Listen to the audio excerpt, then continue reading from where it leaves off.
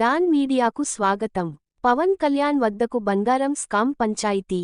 అవినీతి అధికారిపై వేటుకు రంగం సిద్ధం. బంగారం వెండి చీటింగ్ కేసులో దర్యాప్తు అధికారి, సిబ్బంది చేతివాటం. డాన్ మీడియా వార్తలకు స్పందన. బంగారం, వెండి చీటింగ్ కేసులో దర్యాప్తు అధికారి, సిబ్బంది చేతివాటంపై డాన్ మీడియా ఇస్తోన్న వరుస కథనాలకు రాష్ట్ర పాలనా యంత్రాంగం స్పందించినట్లు విశ్వసనీయ సమాచారం. ఈ ఘటన డిప్యూటీ సీఎం పవన్ కళ్యాణ్ దృష్టికి వెళ్లినట్లు తెలిసింది. దీనిపై ఆయన ఆరా తీశారట. ఒక అధికారి భారీ మొత్తంలో అవినీతికి పాల్పడడంపై ఆయన ఆగ్రహంతో ఉన్నట్లు చెబుతున్నారు. దీనిపై సత్వర చర్యల కోసం ఆదేశించినట్లు వినికిడి. డాన్ మీడియాలో వార్తలు వెలువడడంతో ప్రజలతో పాటు బంగారపు వర్తకులలో కూడా ఆలోచన మొదలైంది. ఇంత పెద్ద మొత్తంలో అవినీతి జరిగితే ఏం చెయ్యాలనే ఆలోచన మొదలైంది. ఈ కేసు దర్యాప్తు చేస్తోన్న పోలీసు అధికారి, సిబ్బంది విజయవాడకు చెందిన బంగారం నగల వ్యాపారి వద్ద 20 లక్షల రూపాయల లంచం తీసుకున్నారు. ఆయన పోలీసు ఉన్నతాధికారులకు ఫిర్యాదు చేసినా పట్టించుకోలేదట. ఆ వ్యాపారి బంధువు ఒకరు డిప్యూటీ సీఎం వద్ద ఉన్నతాధికారిగా పనిచేయడంతో ఈ వ్యాపారి ఆయన వద్దకు వెళ్లి ఈ విషయంపై మొర పెట్టుకున్నారు. ఈ అధికారి జరిగిందంతా పవన్ కళ్యాణ్ దృష్టిలో పెట్టడంతో డొంకంతా కదిలింది. పశ్చిమగోదావరి జిల్లాలోని ప్రముఖ వాణిజ్య కేంద్రంగా జరిగిన బంగారం వెండి వస్తువుల రికవరీలో దర్యాప్తు అధికారి సాగించిన అక్రమ అవినీతి లంచగొండి వ్యవహారాలపై బాధితులు ఆంధ్రప్రదేశ్ ఉప ముఖ్యమంత్రి పవన్ కళ్యాణ్ వద్దకు వెళ్లి పంచాయితీ పెట్టడంతో ఆయన సీరియస్ అయినట్లు తెలుస్తోంది.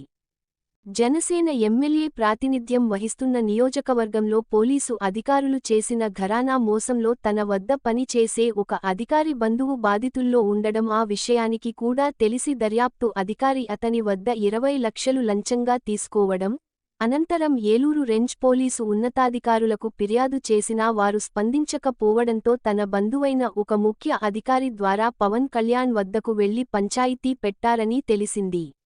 ఈ నేపథ్యంలో పవన్ కళ్యాణ్ ఈ వ్యవహారాన్ని సీరియస్గా తీసుకున్నట్లు సమాచారం. బంగారం చీటింగ్ కేసులో తవ్వేకొద్దీ నిజాలు బయటకి వస్తున్నాయి. ఇప్పటికే కొన్ని అంశాలను డాన్ మీడియా వీక్షకులకు, ప్రేక్షకులకు వెల్లడించింది. మరికొన్ని వాస్తవాలు కూడా వెలుగు చూస్తున్నాయి.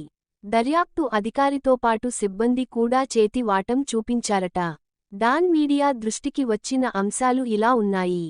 నిందితుడు హైదరాబాద్ గ్రేటర్ కమ్యూనిటీలో ఒక ఫ్లాట్లో బంగారం, వెండి నగల బ్యాగులు రెండిటిని దాచి ఉంచాడు. వీటితో పాటు వీటిని దాచిన ఫ్లాట్లో ఉన్న మహిళను పోలీసులు పట్టుకొని జిల్లాలోని పోలీస్ స్టేషన్కు తీసుకొచ్చారు. చట్ట ప్రకారం ఆ మహిళను ఈ కేసులో నిందితురాలిగా చేర్చాల్సి ఉంది. కాని ఆమెను పంపించి వేశారు. ఇందులో ముడుపులు ముట్టినట్లు ప్రచారం జరుగుతోంది. ఒక నేరానికి పాల్పడ్డ వ్యక్తితో పాటు అదే నేరానికి సహకరించిన వ్యక్తులపై కేసు పెట్టటం, అరెస్ట్ చేయడం అనేది చట్టప్రకారం జరగాల్సిందే. ఇక్కడ రూల్స్ను గాలికి వదిలివేశారా అన్న అనుమానాలు వ్యక్తమవుతున్నాయి. ఇది ఇలా ఉండగా నిందితుని ఇంట్లో మంచం కింద దొరికిన బంగారం నగలు, గోల్డ్ బిస్కెట్లలో కొన్ని బిస్కట్లను పోలీస్ సిబ్బంది జేబులో వేసుకున్నట్లు అత్యంత విశ్వసనీయ సమాచారం. ఇప్పటికైనా ఉన్నతాధికారులు విచారణ చేపడితే నిజాలు నిగ్గు తేలతాయి.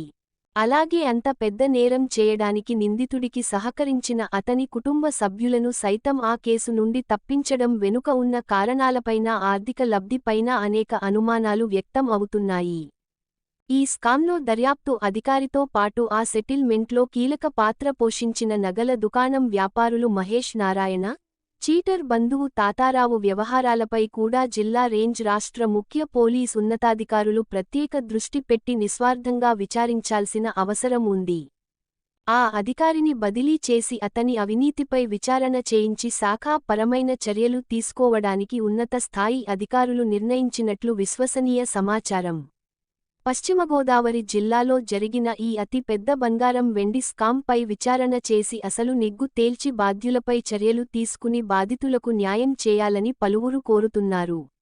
విశ్వసనీయ వార్తల సమాహారమే మన డాన్ మీడియా. మరిన్ని వార్తల కోసం మన డాన్ మీడియా ఛానల్ను సబ్స్క్రైబ్ చేయండి.